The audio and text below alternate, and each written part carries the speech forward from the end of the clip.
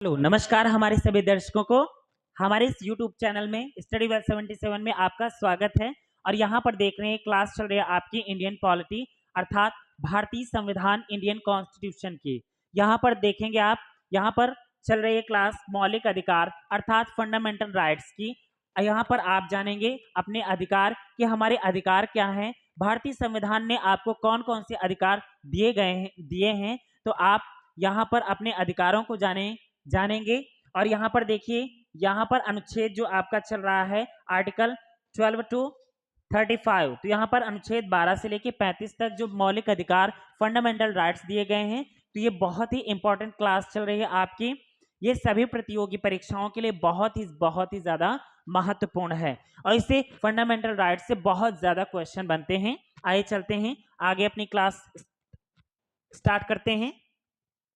यहाँ पर जानेंगे कि आपके अधिकार क्या हैं, आपको कानूनी अधिकार कौन कौन से बताए गए हैं और आप किन किन अधिकारों में से आप किन किन प्रावधानों का उल्लंघन नहीं कर सकते। यदि आपके साथ कुछ भी गलत होता है या किसी भी प्रकार से कोई आपको सता रहा है, प्रताड़ित कर रहा है, तो आप अपने अधिकारों को लेकर न्यायालय से गुहार लगा सकते हैं।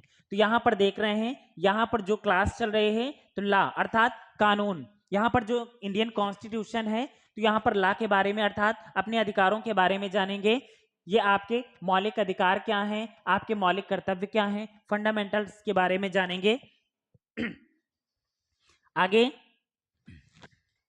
यहाँ पर देखेंगे जो अनुच्छेद 18 है। आज इस क्लास में आप अनुच्छेद 18 और 19 के बारे में देखेंगे। इसके पहले आपने अनुच्छेद 16 और 17 के बारे में जाना, अस्पृश्यता के बारे में जाना। आप आगे देखेंगे भारतीय संविधान के बारे में। तो भारतीय संविधान का अनुच्छेद 18 विशेषाधिकारों का निषेध करता है, विशेषाधिकारों का निषेध करता है। इसके मुख्य बिंदु इस प्रकार से हैं। यहाँ पर थोड़ा सा आर्टिकल 18 के बारे में देख लेते हैं। यहाँ पर कुछ विशेष अधिकार आपको दिए गए हैं, उन विशेष अधिकारों का निषेध करता है कि आप ये कर सकते हैं और आप ये नहीं कर सकते हैं। जैसे उपाधियों का अंत, या पहले क्या होता था, राजा का पुत्र ही राजा बनता था अर्थात उसे उपाधि दी जाती थी। राजा का पुत्र राजा बना और उसका पुत्र अर्थात वंश के आधार पर जो राजा यहाँ पर बनते थे। किंतु अब भारत हमारा जो है एक लोकतंत्रात्मक देश है। यहाँ पर राजा का पुत्र राजा नहीं बनेगा, बल्कि जनता के द्वारा चुनी गई सरकार ही बनेगी अर्थात जनता के द्वारा चुना गया व्यक्ति ही एक राजा बनेगा।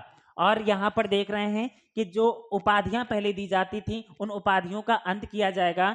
यहाँ पर अब जो उपाधि अर्थात उपाधि के नाम पर किसी भी व्यक्ति को तो देखते हैं आगे अनुच्छेद 18 के प्रावधान क्या क्या है। विशेषाधिकारों का निषेध, विशेष जो अधिकार दिए गए हैं उनको निषेध माना गया है।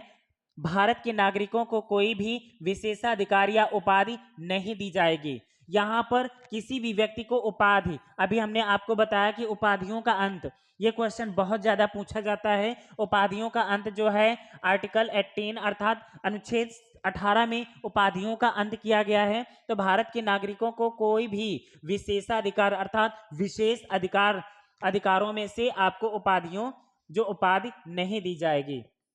आगे देखते हैं ब्रिटिश सरकारों का निषेध, ब्रिटिश अधिकारों का निषेध अर्थात ब्रिटिश के बाद, जो ब्रिटेन के बाद जब भारत देश हमारा आजाद हुआ तो आजादी के बाद अगर सोचें कि ब्रिटेन में ये इस प्रकार का अधिकार चलता है, तो यहाँ पर भारत में भी अब संविधान लागू होने के बाद अगर सोचें कि यहाँ पर मतलब पहले ऐसा नियम चलता था तो ब्रिटिशर्स आके हमारे भारत देश में अपनी बात कहें या फिर उन्हें मतलब किसी भी प्रकार से उनके नियमों का पालन करें, तो यहाँ पर इसका भी निषेध किया गया कि ब्रिटेन के किसी भी अर्थात ब्रिटिशर्स के कोई भी रूल्स फॉलो नहीं किए जाएंगे। ब्रिटिश अधिकारों का निषेध यहाँ पर किया गया है। ब्रिटिश सरकार द्वारा प्रदान किए गए किसी भी अधिकार या उपाधि को मान्यता नहीं दी जाएगी।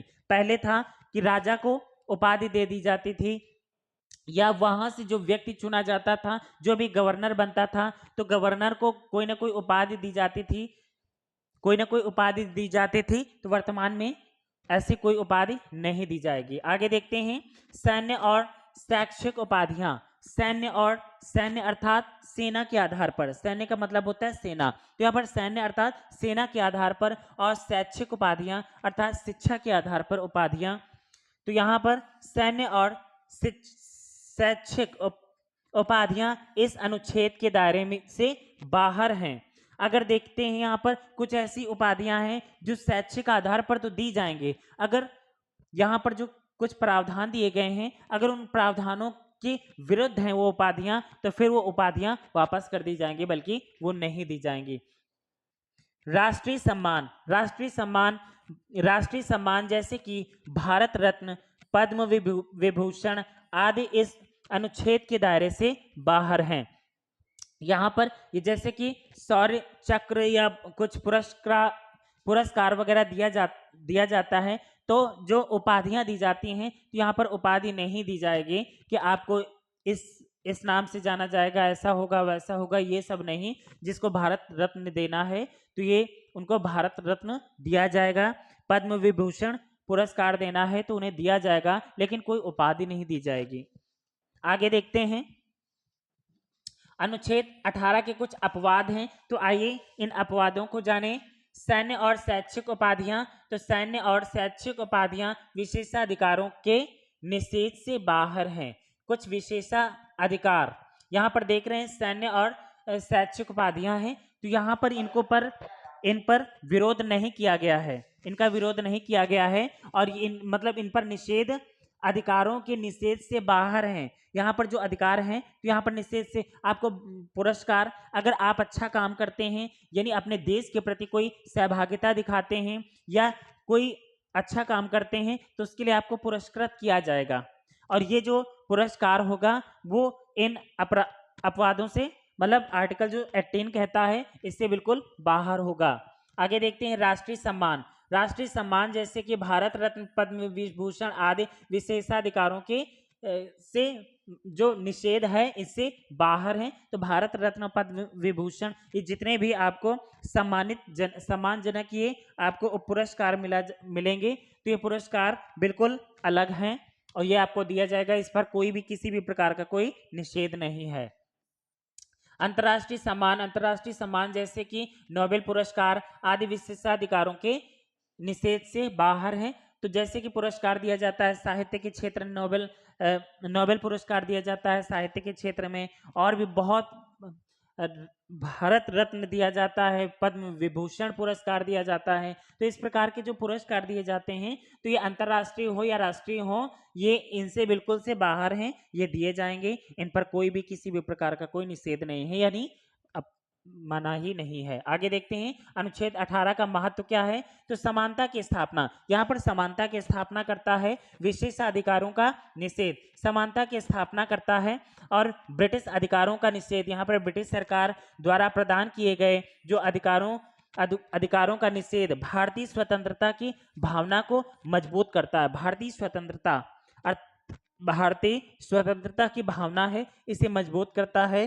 राष्ट्रीय एकता, विशेषाधिकारों का निषेध राष्ट्रीय एकता को बढ़ावा देता है। यहाँ पर विशेषाधिकारों का निषेध अर्थात जो कुछ विशेष अधिकार दिए गए हैं तो उनका निषेध करता है, उनकी मनाही है, और राष्ट्रीय एकता को बढ़ावा देता है। कौन देता है? अनुच्छेद 18। तो ये अनुच्छेद 18 अर्थात आर्टिकल 18 के जो प्रावधान थे, तो ये हमने आपको बताया कि यहाँ पर उपाधियों का अंत किया गया है। कुछ प्रावधान है किसको पुरस्कृत किया जाएगा और किस आधार पर किया जाएगा, किसे नहीं किया जाएगा, कहां पर निषेध है, कहां पर मनाही है और कहां पर बढ़ावा दिया गया है, इस अनुच्छेद के तहत आपने देखा। आगे चलते हैं अनुच्छेद 19 के बारे में देखेंगे। अनुच्छेद जो 19 देखेंगे काफी महत्वपूर्ण है। यहाँ पर देखते हैं जो क्लास आपकी चल रही है सभी प्रतियोगी परीक्षाओं के लिए बहुत ही महत्वपूर्ण है। यहाँ पर देख रहे हैं ये क्लास कितनी इंपॉर्टेंट है सभी प्रतियोगी परीक्षाओं के लिए। यहाँ पर देख रहे हैं जीएस और जीके, इंडियन पॉलिटी की क्लास है। यहाँ पर भारतीय राज्य व्यवस्था, इंडियन कॉन्स्टिट्यूशन, भारतीय संविधान, ये क्लास आपके मौलिक अधिकारों की है।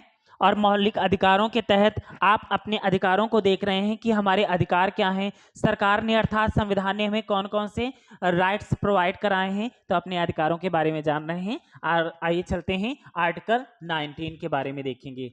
अनुच्छेद जो 19 है ये देखते हैं। अनुच्छेद 19 जो है आपका बहुत ही महत्वपूर्ण अनुच्छेद है। यहाँ पर आपको स्वतंत्रता का अधिकार, यहाँ पर देख रहे हैं समानता जो दी गई है किस आधार पर दी गई है। यहाँ पर आपका स्वतंत्रता का अधिकार है, आप स्वतंत्र हैं। स्वतंत्रता का अधिकार अनुच्छेद 19 से लेकर अनुच्छेद 22 तक दिया गया है। तो किस आधार पर आप स्वतंत्र हैं, किस आधार पर नहीं, ये प्रावधान आपको यहाँ पर देखने को मिलेंगे। तो यहाँ पर देख रहे हैं अनुच्छेद 19, यहाँ पर देख रहे हैं भारतीय संविधान का अनुच्छेद 19 जो है नागरिकों को मौलिक अधिकार प्रदान करता है, जिसमें से कुछ प्रावधान इस प्रकार से दिए गए हैं। मौलिक अधिकार यहाँ पर देख रहे हैं, मौलिक अधिकारों में से वाक और अभिव्यक्ति की स्वतंत्रता, और अभिव्यक्ति की स्वतंत्रता, नागरिकों को अपने विचारों को अभिव्यक्त करने की स्वतंत्रता है। देखिए यहाँ पर थोड़ा सा बात को समझते चलेंगे कि यहाँ पर वाक अर्थात अपने शब्दों को, अपने विचारों को, अभिव्यक्ति की स्वतंत्रता मतलब किसी भी व्यक्ति के समक्ष अपने विचारों को रखने की पूर्ण स्वतंत्रता है। भारत का यदि चाहे प्रधानमंत्री हो, राष्ट्रपति हो, कोई कितना भी बड़ा अधिकारी क्यों ना हो, कोई कितना भी बड़ा व्यक्ति क्यों ना हो, लेकिन आप अपने विचार उसके समक्ष रख सकते हैं और वो व्यक्ति आपके विचारों को सुनेगा भी कि आप कहना क्या चाहते हैं। अपने शब्दों को रखने का आपको पूर्ण अधिकार दिया गया है, वो भी अनुच्छेद 19 के तहत। यहां पर देखते हैं शांतिपूर्ण सभा और संघ बनाने की स्वतंत्रता। यहां पर देख रहे हैं कि आप संघ बनाने की स्वतंत्रता यहां पर दी गई है, शांतिपूर्ण रूप से सभा लगाने की स्वतंत्रता। अब देख रहे हैं यहां पर एक बात आपको याद आ गई कि हमारे भारत देश के इतिहास में जो 1919 यहाँ पर देख सकते हैं 1919 में एक घटना घटित हुई थी, जलियांवाला बाग हत्याकांड। 13 अप्रैल 1919 में वहां पर अंग्रेजों ने एक नियम बनाया था कि यहाँ पर भारत में कोई भी व्यक्ति सभा नहीं लगाएगा, कोई भी व्यक्ति संघ नहीं बनाएगा, एक दूसरे से बातचीत नहीं करेगा। इस प्रकार का प्रावधान बनाया गया था कि भारतीयों को अपने ही लोगों से बात करने का अधिकार नहीं था। मतलब ऐसी अनर्गल कानून लागू किया गया था जो भारतीयों को अच्छा नहीं लगा, और जहां पर डॉक्टर सत्यपाल और सैफुद्दीन किचलू वहां पर जो समाज सेवक थे, वहां पर राजनेता थे, उन्होंने इसका विरोध किया और विरोध करते समय उनको क्या किया गया, पकड़ लिया गया और पकड़ने के बाद जेल में डाल दिया गया।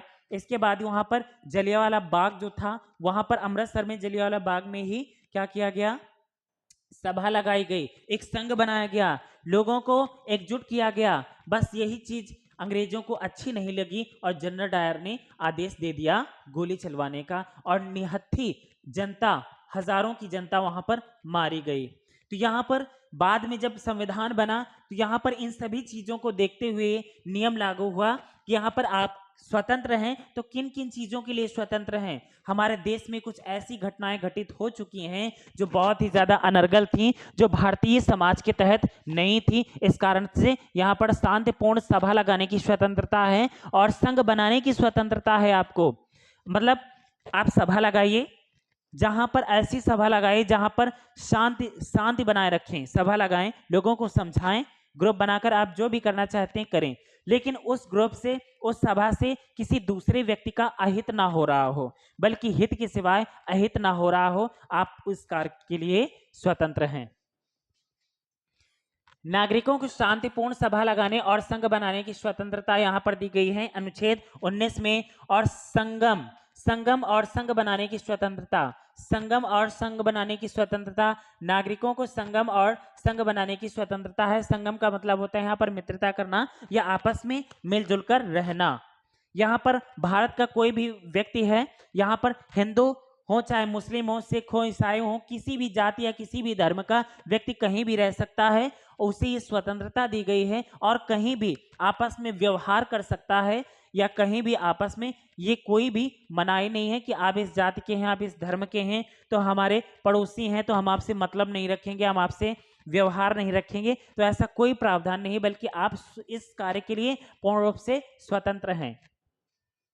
आगे देखते हैं, भारत में स्वतंत्र स्वतंत्र भ्रमण की स्वतंत्रता।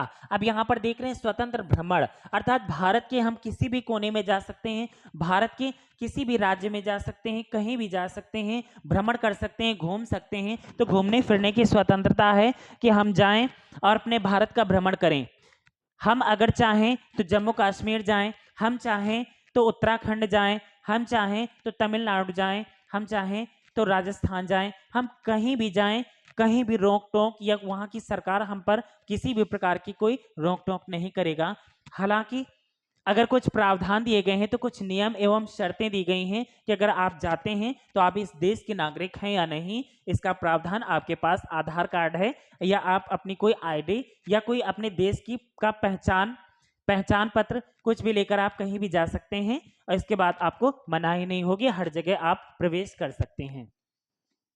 भारत के नागरिकों को भारत में स्वतंत्र भ्रमण करने की स्वतंत्रता है। आगे देखते हैं, भारत में निवास और बसने की स्वतंत्रता। यहाँ पर कहा गया है कि आप भारत के किसी भी राज्य में जाकर रह सकते हैं, वहां पर आप जगह खरीद सकते हैं, मकान बनवा सकते हैं और स्वतंत्र रूप से वहां पर रह सकते हैं। तो यहाँ पर भारत के किसी भी राज्य में, किसी भी जिले में, किसी भी गांव में आप कहीं भी रह सकते हैं, इसके लिए आपको पूर्ण स्वतंत्रता दी गई है। नागरिकों को भारत में निवास करने और बसने की स्वतंत्रता दी गई है। आगे देखते हैं, व्यापार और व्यवसाय करने की स्वतंत्रता। व्यापार और व्यवसाय करने की स्वतंत्रता अर्थात भारत के आप किसी भी राज्य में जा सकते हैं, भारत के किसी भी राज्य में जा सकते हैं, किसी भी जिले में जा सकते हैं, कहीं भी आप जा सकते हैं, वहां पर व्यापार कर सकते हैं, पैसा कमा सकते हैं, आप कोई भी कारोबार कर सकते हैं या डाल सकते हैं। इसके लिए आपको पूर्ण स्वतंत्रता दी गई है। आगे देखते हैं, अब 1900 जो अनुच्छेद 19 है इसमें कुछ अपवाद हैं, किन आधारों पर आपको स्वतंत्रता नहीं दी गई है, आइए चलते हैं देखते हैं। राष्ट्रीय सुरक्षा, राष्ट्रीय सुरक्षा के लिए आवश्यक प्रतिबंध लगाए जा सकते हैं। आवश्यक राष्ट्रीय सुरक्षा के लिए आप अनर्गल तौर तरीके से यदि आप किसी व्यक्ति को पीड़ित कर रहे हैं, सता रहे हैं या आप किसी भी व्यक्ति की हत्या करके आए हैं और आप पुलिस से सहायता मांगे कि हमें बचा लीजिए, या आप अनर्गल तौर तरीके से किसी को गुमराह कर रहे हो या किसी भी पुलिस या कानून व्यवस्था से आप अपना अधिकार मांग रहे हो कि हमें इस प्रकार से हमें बचा लीजिए, तो इस काम के लिए आपको किसी भी प्रकार से स्वतंत्रता नहीं दी गई है। यदि आप अपराधी हैं तो फिर हैं। आगे देखते हैं, सार्वजनिक व्यवस्था। सार्वजनिक व्यवस्था बनाए रखने के लिए आवश्यक प्रतिबंध लगाए जा सकते हैं। अर्थात सार्वजनिक का मतलब होता है सभी स्थानों पर आप जहां पर जाते हैं, अगर वहां पर किसी पार्क में जाते हैं और उस पार्क में एक नियम बना दिया गया है कि आपको पान मसाला खाकर थूकना नहीं है, वहां पर यह नियम बना दिया गया है कि यहाँ की व्यवस्था जो है इसे अस्त व्यस्त नहीं करना है, वहां पर आपको कूड़ा कचरा नहीं फैलाना है, तो वहां के नियमों का आपको उल्लंघन नहीं करना है, वहां के नियमों का पालन करना पड़ेगा, अन्यथा आपको दंडित किया जा सकता है कि इस कार्य के लिए आपको 500 रुपए का जुर्माना या फिर 1000 रुपए का जुर्माना, इस प्रकार से आपका मतलब भरना पड़ सकता है। तो यहाँ पर आप स्वतंत्र तो हैं, लेकिन कुछ वहां पर विशेष प्रावधान भी दिए गए हैं, उन प्रावधानों को आपको मानना पड़ेगा। इस आधार पर आप स्वतंत्र नहीं हैं। सामाजिक न्याय के लिए आवश्यक प्रतिबंध लगाए जा सकते हैं। अगर आप सोच रहे हो कि आपने कोई अनर्गल काम किया है, एक दूसरे व्यक्ति को छोड़ दिया गया है, आपको भी छोड़ दिया जाएगा, तो ऐसा नहीं है। अगर उसने अगर दूसरे हिसाब से कोई अपराध किया है, आपने दूसरे हिसाब से, अगर आपका अपराध बड़ा है, उसका अपराध छोटा है, तो अपराध के आधार पर यहाँ पर भारतीय दंड संहिता यहाँ पर आपको सजा दे सकती है। और उसके लिए आप अगर स्वतंत्र रूप से सोचें कि इसके लिए हम स्वतंत्र हैं, तो आप बिल्कुल भी स्वतंत्र नहीं हैं। मोरल उत्तरदायित्व, यहाँ पर मोरल का मतलब होता है नैतिक, यहाँ पर मोरल उत्तरदायित्व अर्थात नैतिक उत्तरदायित्व के लिए आवश्यक प्रतिबंध लगाए जा सकते हैं। आप अगर नैतिक कार्यों को नहीं अपनाते हैं, अनैतिकता फैलाते हैं, समाज में किसी को भ्रमित करते हैं, अपनी अनैतिकता से किसी व्यक्ति का अहित कर रहे हो तो इस आधार पर आपकी स्वतंत्रता छीन ली जाएगी और कानून आपको दंडित करेगा। तो इस आधार पर यह अपवाद है कि इन आधारों पर जो अनुच्छेद आर्टिकल 19 है, इन आधारों पर आप इन चीजों में स्वतंत्र नहीं हैं, बाकी आपको स्वतंत्रता दी गई है। आगे देखते हैं अनुच्छेद 19 का कुछ महत्व है। नागरिकों को मौलिक अधिकार प्रदान करता है। अनुच्छेद मौलिक अधिकार कौन प्रदान करता है? तो अनुच्छेद 19 करता है। आगे देखते हैं स्वतंत्रता और समानता की स्थापना कौन करता है? स्वतंत्रता और समानता की स्थापना अनुच्छेद 19 करता है। राष्ट्रीय एकता और सामाजिक न्याय को बढ़ावा देना, राष्ट्रीय एकता को बढ़ावा देना और सामाजिक न्याय को बढ़ावा देने का काम कौन करता है? अनुच्छेद 19 करता है। और यहाँ पर संविधान के मूलभूत सिद्धांतों को परिभाषित करने का काम कौन करता है? यहाँ पर अनुच्छेद 19 करता है। यहाँ पर देखा अनुच्छेद 18 और अनुच्छेद 19 जो है ये आपको विशेष अधिकार प्रदान करता है, वो भी स्वतंत्रता के तहत। आप किन किन चीजों के लिए स्वतंत्र हैं, आप कितने स्वतंत्र हैं और कितने स्वतंत्र नहीं हैं, तो इसका प्रावधान यहां पर आपको दिया गया है। आगे देखते हैं अनुच्छेद 20। अनुच्छेद 20 यहां पर देख लेते हैं। अनुच्छेद 20 में क्या क्या प्रावधान दिए गए हैं? आर्टिकल 20 ये भी आपका स्वतंत्रता का अधिकार देता है। आर्टिकल 20 में क्या बताया गया है, चलिए देखते हैं। भारतीय संविधान का अनुच्छेद 20, भारतीय संविधान का अनुच्छेद 20 जो है दोष सिद्ध और दंड संबंधी अधिकारों को परिभाषित करता है। इसके मुख्य बिंदु इस प्रकार से हैं। यहाँ पर देख रहे हैं जो अनुच्छेद 20 है आपका, तो अनुच्छेद 20 में यह प्रावधान दिया गया है कि अगर आपका दोष सिद्ध होता है कि आप दोषी हैं, अगर आप दोषी पाए जाते हैं उस कार्य के लिए और आप कहते हैं नहीं हम ये काम करने के लिए स्वतंत्र हैं, तो वहीं पर आप वहीं तक स्वतंत्र हैं जहां तक आपकी स्वतंत्रता किसी दूसरे व्यक्ति पर बाधा ना बन रही हो, और जहां आपकी स्वतंत्रता दूसरे व्यक्ति पर बाधा उत्पन्न करती है वहीं आपकी स्वतंत्रता छीन ली जाएगी। तो इस आधार पर अनुच्छेद 20 कहता है कि दोष सिद्ध और दंड संबंधी अधिकारों को परिभाषित किया जाता है। तो यहां पर अगर आप पर दोष सिद्ध होता है कि आप अपराधी हैं तो उस आधार पर आपको दंडित किया जाएगा, कानून आपको दंडित कर सकता है। दोष सिद्ध और दंड संहिता संबंधी अधिकार, तो यहां पर देख रहे हैं कोई भी व्यक्ति केवल कानून के अनुसार दंडित किया जाएगा। यहां पर कहा गया है कि कोई भी व्यक्ति हो कानून के अनुसार, यहां पर देख रहे हैं कानून के अनुसार, अर्थात कानून के आधार पर कोई भी व्यक्ति कानून के आधार पर दंडित किया जा सकता है। कानून के आधार पर ही यहां पर दंडित किया जाएगा।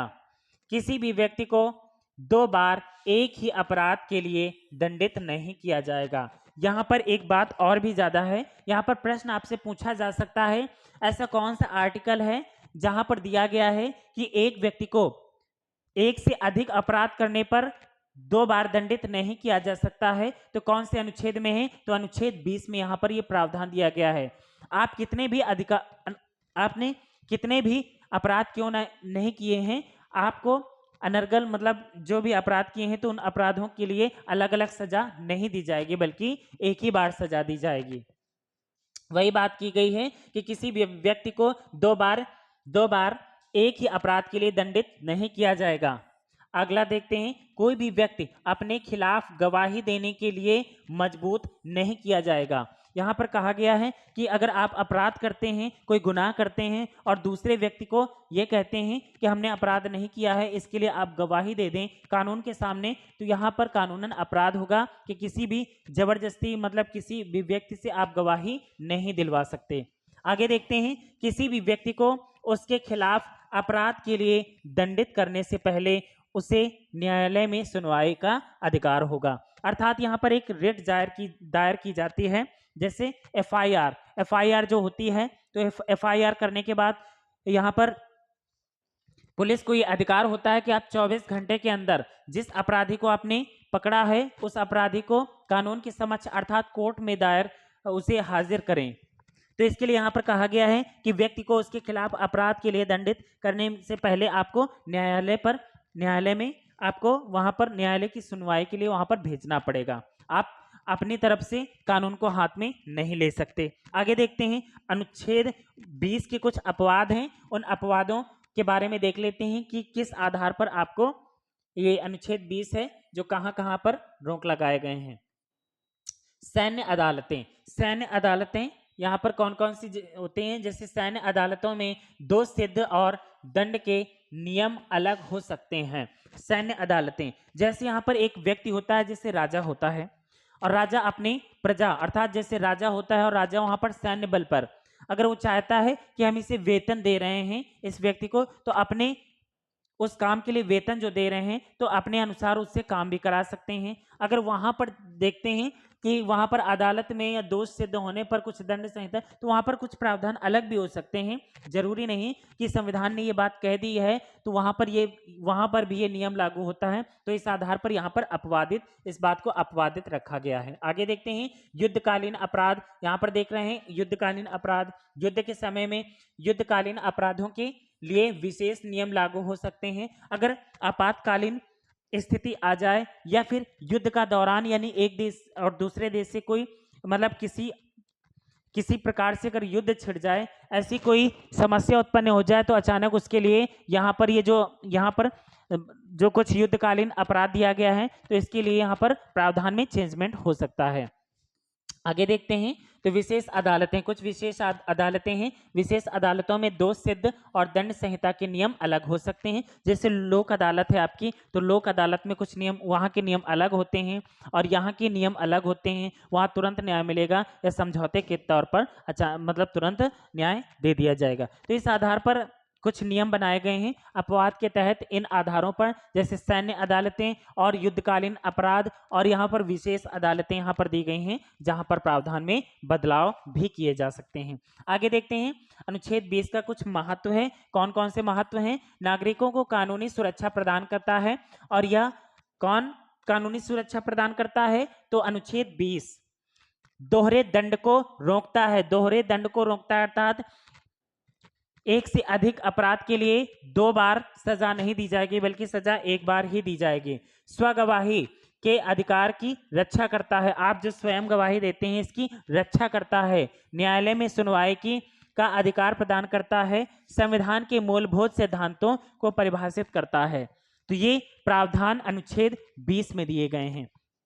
तो यहाँ पर देखा आपने अनुच्छेद 18, अनुच्छेद 19 और अनुच्छेद 20 इस वीडियो के माध्यम से। तो यहाँ पर जो क्लास है आपकी भारतीय दंड संहिता के बारे में भी, और यहाँ पर देख रहे हैं जो संविधान के मौलिक अधिकार चल रहे हैं, ये क्लास बहुत ही महत्वपूर्ण है। यहाँ पर देख रहे हैं आप मौलिक अधिकार और यहाँ पर भारतीय कानून दंड संहिता जिसमें कुछ प्रावधान दिए गए हैं, कुछ अधिकार दिए गए हैं, किस आधार पर आप स्वतंत्र हैं और किस आधार पर आप स्वतंत्र नहीं हैं। ये जो मौलिक अधिकार प्रदान किए गए हैं तो इनके बारे में जानें और कि ये हमारे अधिकार भारतीय संविधान में कौन कौन से अधिकार प्रदान किए हैं। यहाँ बस यहीं तक ये क्लास आपकी समाप्त होती है। बाकी का जो आगे के अनुच्छेद हैं मौलिक अधिकारों के, तो वो अनुच्छेद 21, 22, 23, 24, 25 आगे अगले वीडियो में हम देखेंगे। बाकी यहीं से क्लास आपकी समाप्त हो रही है। ये क्लास आपकी सभी प्रतियोगी परीक्षाओं के लिए बहुत ही महत्वपूर्ण है और जो संविधान है हम पूरा विस्तार सहित पढ़ा रहे हैं और आप अपने नोट्स बना सकते हैं। नोट्स बनाते चलिए, ये नोट्स बनाते चलिए। और बाकी का जो ये मैटर आपका है तो ये प्लेलिस्ट बनी हुई है हमारे YouTube चैनल में। आप प्लेलिस्ट में जाइए और 1 बाय 1 करके वीडियो प्ले कर सकते हैं, वॉच कर सकते हैं और अपने नोट्स बना सकते हैं। तो बस thank you so much for watching this video.